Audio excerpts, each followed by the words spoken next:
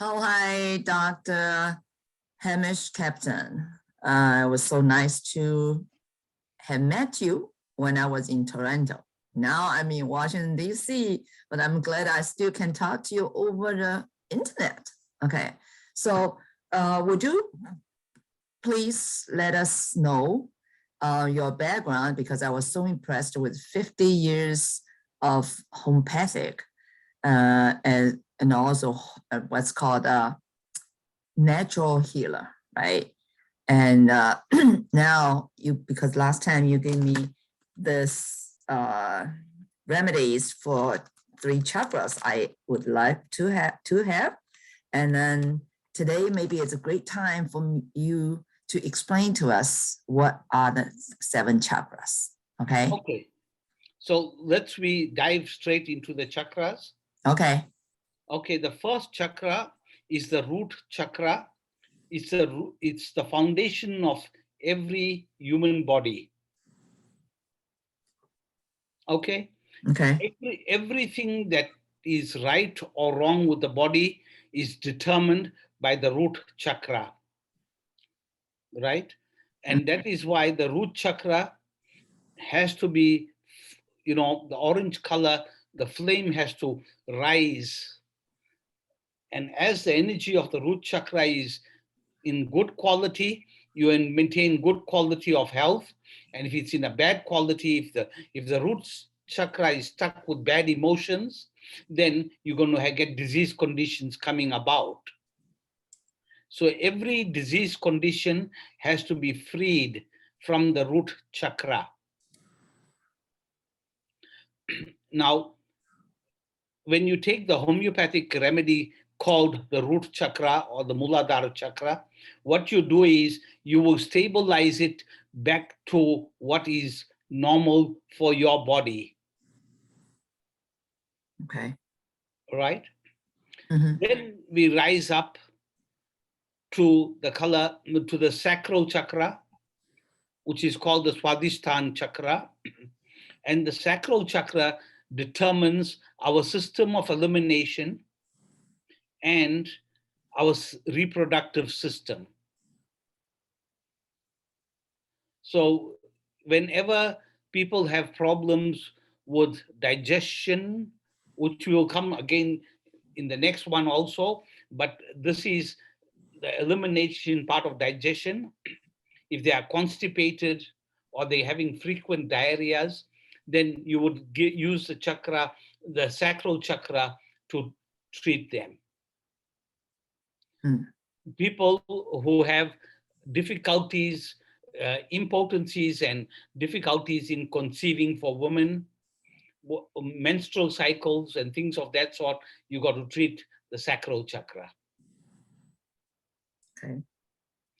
Then we rise up to the most important chakra, a very important chakra, and I wouldn't call it most important, but very important chakra called the solar plex chakra, called the Manipur chakra.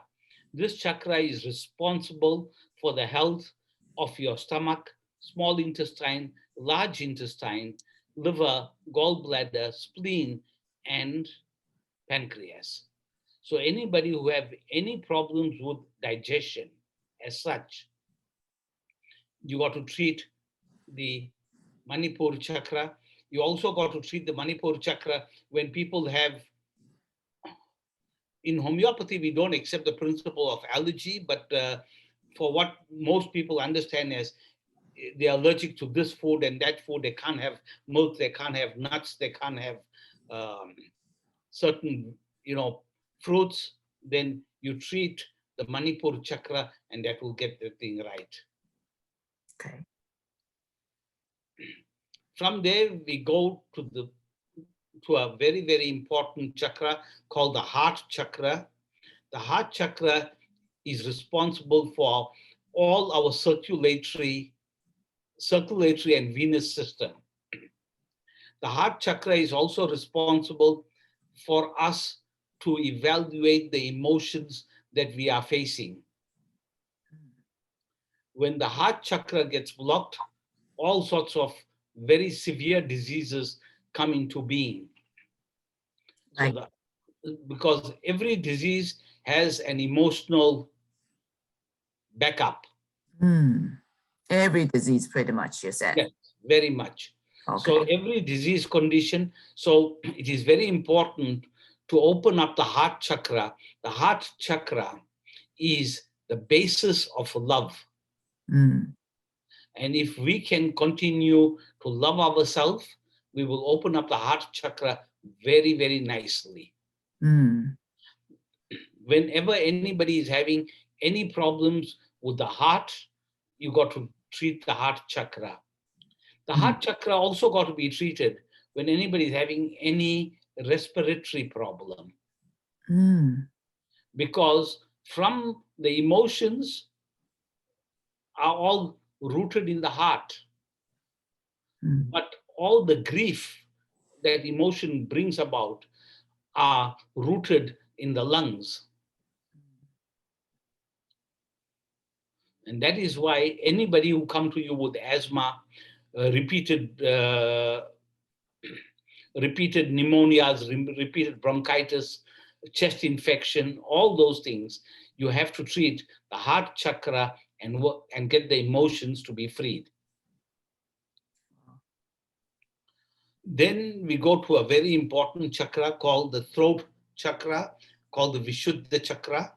The Vishuddha chakra is responsible for letting the air and the food go into its respective places.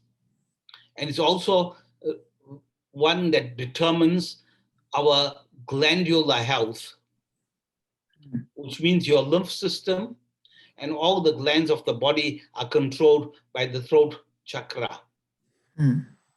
So the throat chakra is, again, can be very easily blocked with emotions, where one is crying all the time because they are hurt. So whenever anybody is hurt, you need to open up and get the throat chakra to have the right vibration. The next chakra, the third eye chakra, is responsible for the quality of our sight and quality of our hearing. It's also our intuitive eye, which helps us to become focused and develop our intuition. Intuition is when your soul talks to you.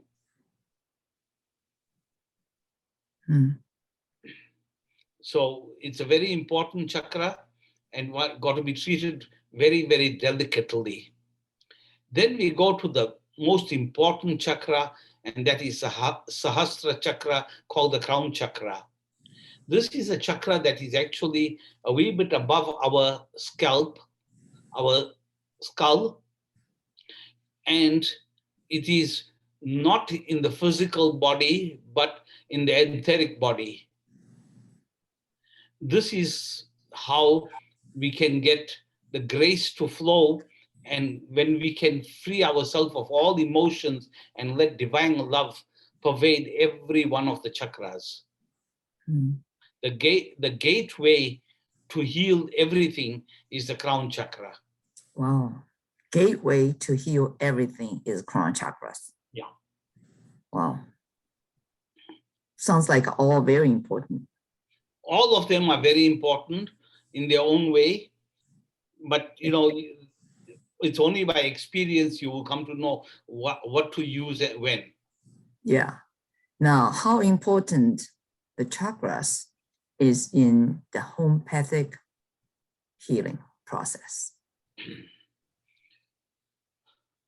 Only those who understand the chakra can use it in the homeopathic sense, because in homeopathy we have remedies that for each of these conditions that we've discussed before. Yeah. So we got homeopathic remedies, but the chakra remedies are one that are all encompassing in the body. So is this two separate things, or is a homeopathic include chakras, or chakras include homeopathic? What's the relationship between the two? The homeopathy that I practice, we include the chakra remedies in it, yes. Oh, so how important is the key foundation, or it's a way of like a Well, you see, foundation? when you start using the chakra remedies, you have to know your patient very, very well. You So got to know which you, emotion is strongest in that person. so how you can measure, how you can know, for example. No, you can't measure that. You got to be able to pick up the vibration of the person. So do you that's the machine you have? No, that's not from a machine. That is when the homeopathic practitioner's intuition comes into being. And come to a tuition. Yes. Okay. All right. So I actually, I didn't tell you the situation. I do have a machine to measure. So Yes, you did tell me that. yeah, but I didn't set up, I haven't charged the charge yet. So next time I will charge it to see it. Okay. So for example, you give me, take me as example. So how you can know, is that long enough you know about me or what? And No, I don't think I know enough about you to start. not enough, right? No, not enough. Okay. So then you have to, You would not give the chakra remedies on the first visit of the patient. You'll have to see the patient a few times so you can, work out exactly but where they are emotionally. how come you give me, I requested this 3, that's why you gave to me, right? It's not Yes, you requested those remedies. I gave. Okay. So how many times, how long you need to know the patient's chakras? No, it's everybody is different, so you can't. There isn't a rule that you can go by. That isn't the rule to go by. No. Oh, okay. So but that's definitely need some time, right? Yeah. Wow. So that's so good to know there's a connection between the chakras and homeopathic.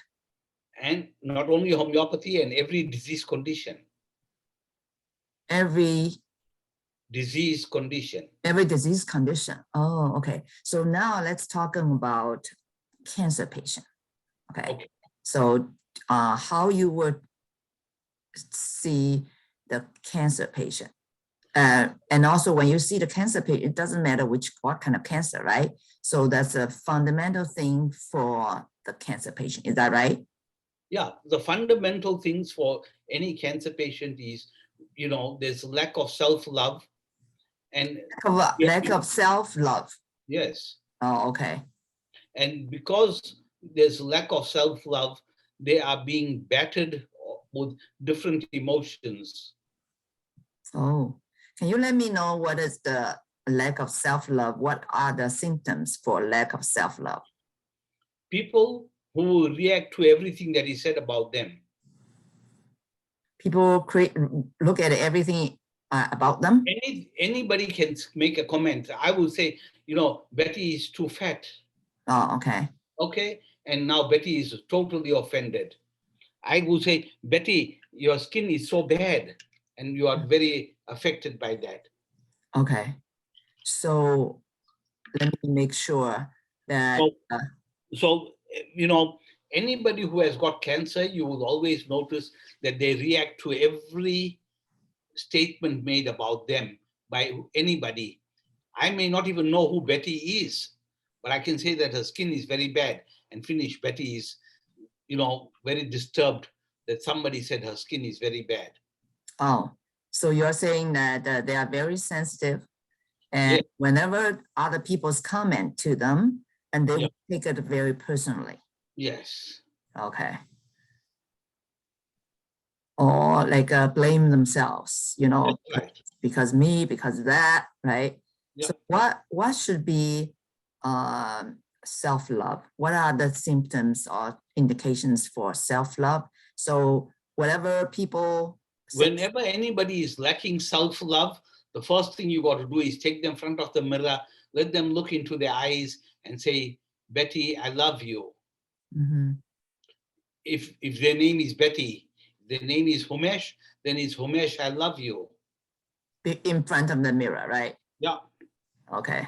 And that is something they have to which means practice. it's a remedy. It's a remedy for them to. It's not a remedy. It's a matter of them changing the value of their self-love. Okay. So once they do that, they will know that I love myself regardless what other people's comments. Yes. If they say my fat, and if I'm fat, then I say yes, right? You see, supposing you are fat, Yeah. you accept that, yes, I'm very healthy, that's why I'm fat. Oh, You justify it in the right way, I see. but not the wrong way. If you are completely obese and then you say, I'm very fat because I'm very healthy, then that's absurd. Mm, There again, you're going into denial. I see. So on a higher level, for example, some people say, and a lot of people want to accomplish a lot of things. And then a lot of people say, no, I cannot do that. Is that also a lack of self-love as well? Yes. As soon as you say, I cannot do anything, like you tell me that you can't sell $1 million worth of homeopathic medication. It says it's because of lack of self-love. Say it again. If you tell me that you cannot sell $1 million worth of homeopathic medication, then it's lack of self-love. Really? You cannot sell? Once you say, I cannot do this. So whatever I cannot do anything, right? Yeah. Okay. So, but it depends on whether you want to do it or not, right? If something you want, but you said you cannot, that's lack of. The only reason that you cannot do it is because there is lack of self-love. Oh, that's quite interesting, huh? But I think a lot of people do that, right? So very few people. Oh, yes. No doubt about that. Okay. And then the other thing is that I think is pretty common is about like comparison. Yes. So You got to remember, everybody is a gem on their own. It's a journal on their own. Gem. Gem on their own. Okay. Yeah. Right? Yeah. Now that doesn't mean that a diamond is worth more than a crystal, or is worth more than. It doesn't matter what kind of gem, right? Yeah, a gem is a gem. Finish. Okay. A lot of people don't think about that they're gem, Well, that's because they're lacking self-love. I see. Only the people will think about their precious, they're unique, they're just like a gem and they can do anything they want to do. That's confidence of the self-love. Yep. Okay, wonderful. So you're saying is that because we're talking about the cancer right now, so all the cancer patients, you're pretty much sure 100% of cancer patients, they're not have the self-love. Correct. Wow. Nobody, I don't know whether anybody will agree that, right? Well, it's not a matter of agreeing. It's a matter of, are they prepared to look into themselves?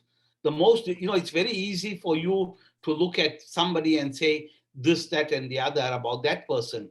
But what can you say about yourself? Yeah. Right? Can you see that I am a greedy person? Can you see that I am an angry person? Can you see that I am not a satisfied person? Although I got $10 million in the bank, I'm not satisfied because I'm waiting to have 100 million. Right.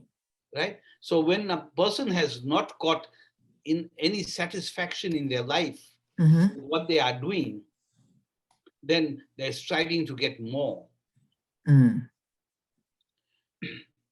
You see, I'll give you a very, very, this is off the topic a little bit, but I'll just give you an explanation of what does it mean for a person who's seeking happiness. Okay. Recently in India, there's a gentleman by the name of Ratan Tata, who's a multi-billionaire.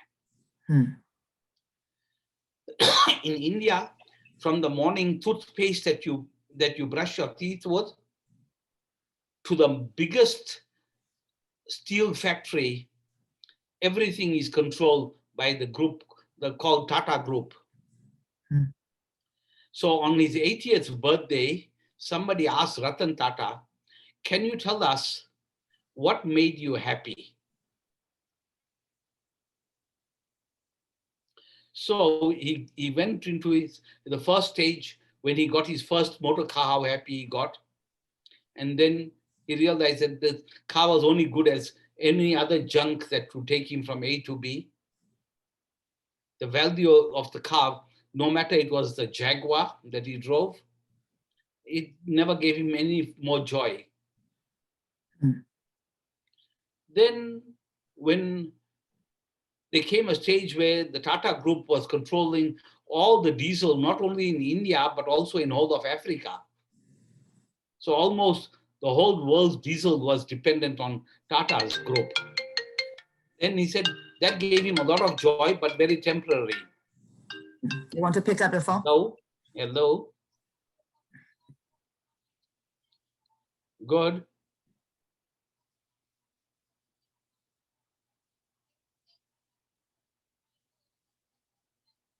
Okay, no problem.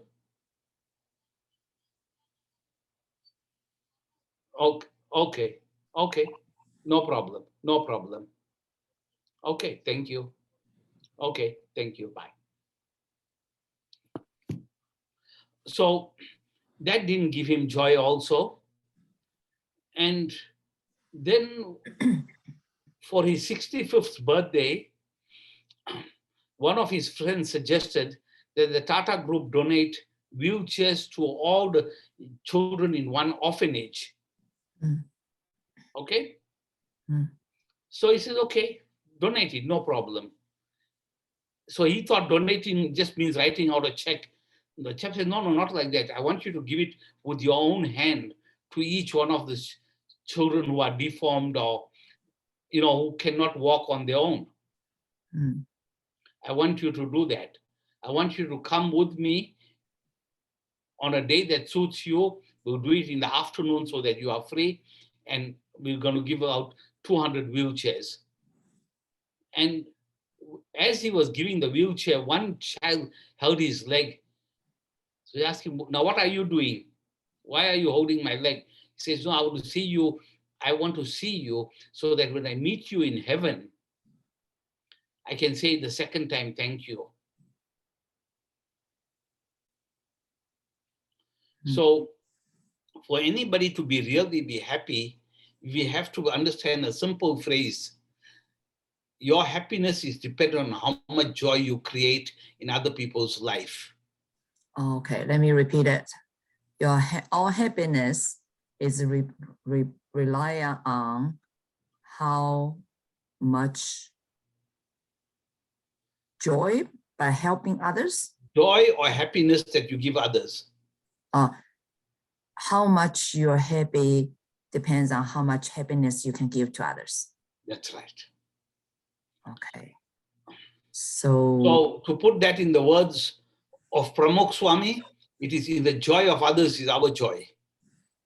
Joy of others? Joy of others is our joy. Oh, joy of others is our joy. So I think that's why you do this, right? You give a lot of people remedies to overcome difficulties and help them to understand what that's right. Diseases, and then make them become probably from a very angry or very low self-esteem and lack of health and lack of self-love to a stage that is self-love. And then once you have self-love, you can love others. That's right. Oh, wow. That's why you're so happy, right? Yes. So many lives have been changed, but okay, that's great. So how many people you think that understand this fundamental of life? I don't know. Who am I to judge anybody? That's true. But at least most of the people come to you and not because all these issues, right? Yeah. Wow. So how you can help.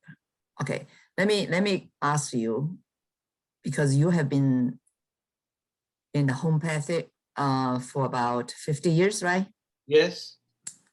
So maybe you tell us a story about how you become homeopathic, you know, and how, why, because there's so many doctors you can be. You can be a Western doctor, you can be whatever the doctor, you can do psychologist, you can do anything. Why you become the homeopathic doctor 50 years ago?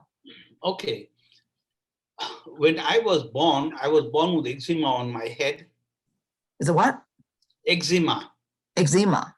Okay. Eczema on your head when you were born. Yeah. So what were the indication? What were the characteristics then? The characteristics No, of symptoms. is a skin condition. Oh. Okay. Okay. And what happens is I come from a financially sound family. So they took me to the best dermatologist in the country. That's which country? South Africa. South Africa. South Africa, huh? Yeah. Okay.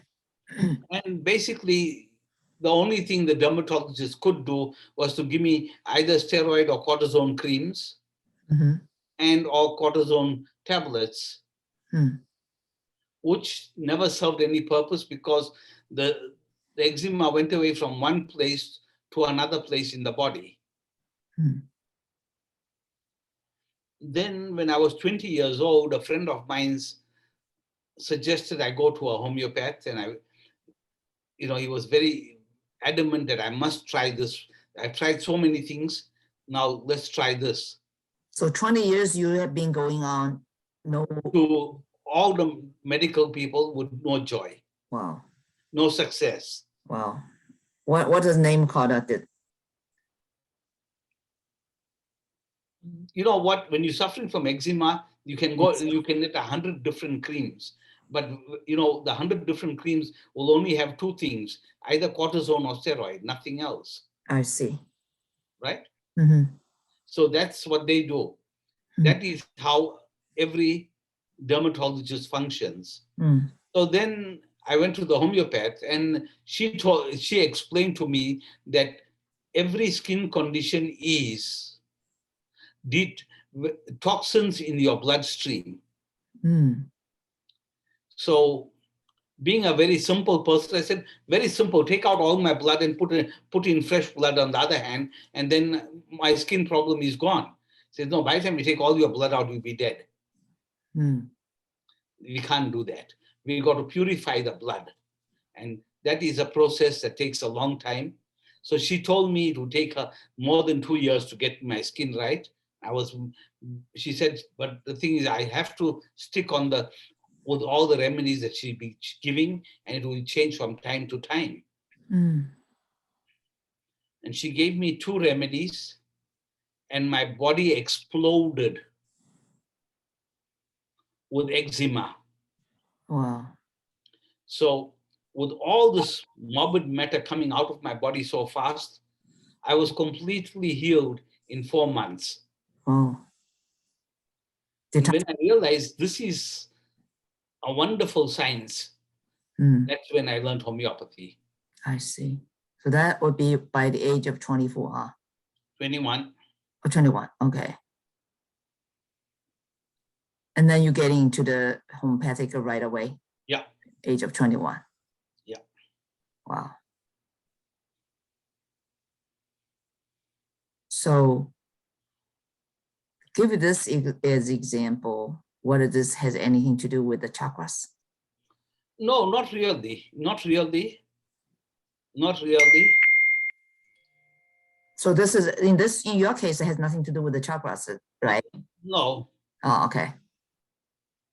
So chakras is only for a certain. You see, you cannot give out chakra remedies like how Walmart sells M&Ms. You got to be very careful and give it only to those who are really, when you can handle them, you got to be able to handle it. Just like how you can't go and drive a Ferrari, right? Although you might be driving a Cadillac, that doesn't make you fit to drive a Ferrari. You got to have the right driving experience to get behind a Ferrari wheel. So like that, the chakra is something that you have to be very, very careful and work very, very diligently with. Oh.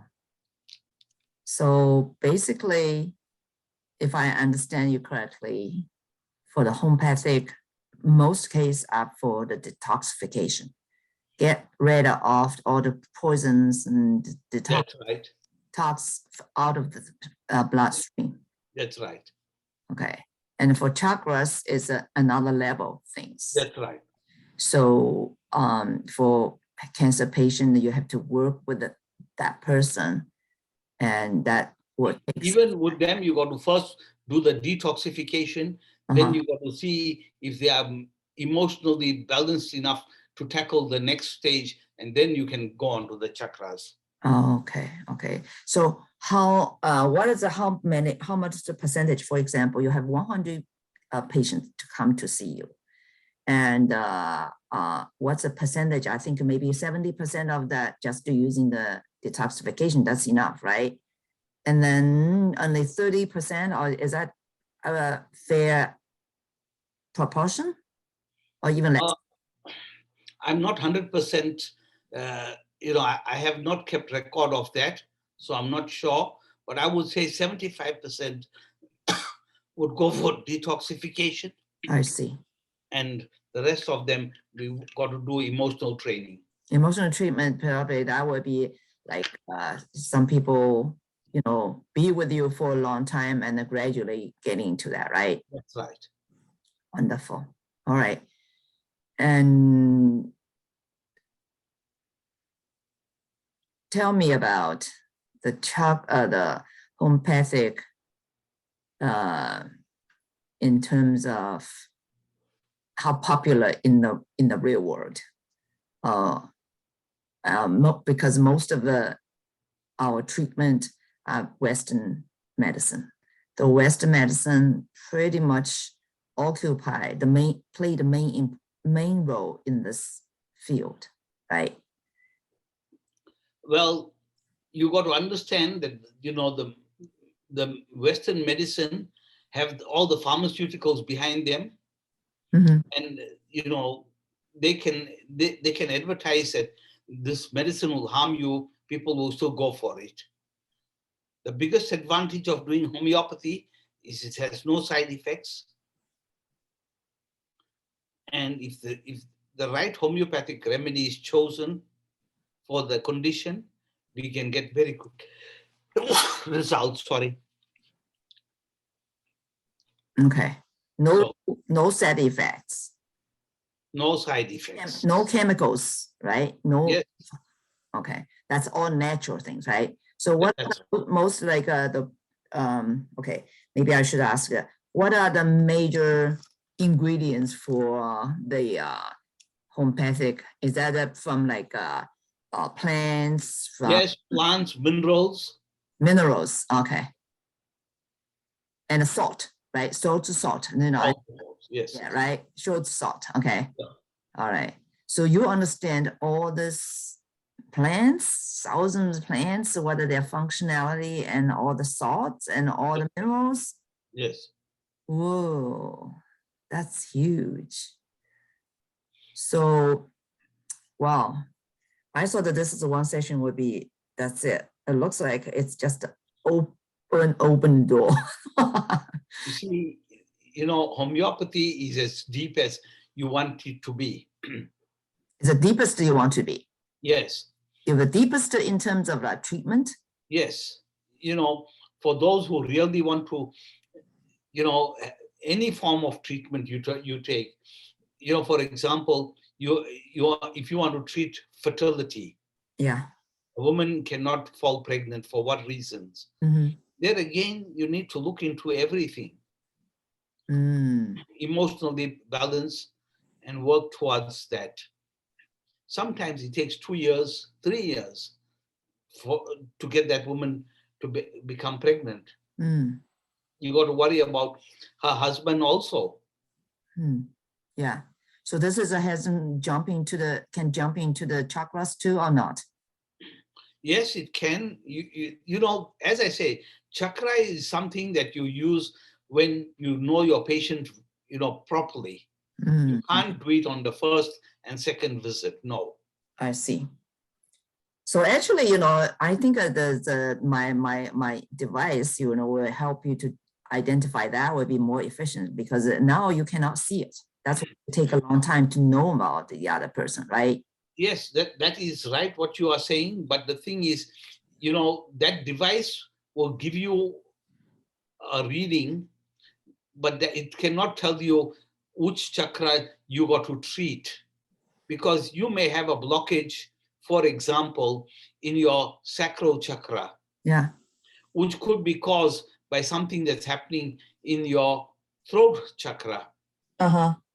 So you got to really treat the throat chakra to unclear the sacral chakra. So as I say, yes, maybe. You know, machines are very good. I would never dispute that. But when it comes to treating, you cannot treat without the human touch. That's true. That's true. So is that your machine can tell this chakra No, or not? no. What is your machine mainly used for? No. The machine that you have now. No. So your machine is what is the purpose for detect the energy level inside the body? No, it's not to test the patient. That is to make certain remedies. Oh, To get the right I see. frequencies. So remedies, are you make the remedies or you are? I thought yes, I make them. I make them. Some remedies. Okay. You make remedies that you choose from, like some plants, some chalk, the salt, and all those things. Yes. All right. So I think today's session is great. It's just a very, you know, the good start. So I will look forward to many other sessions. Okay, no problem. All right. So thank you very much. Thank you very much, Dr. How's your detox going?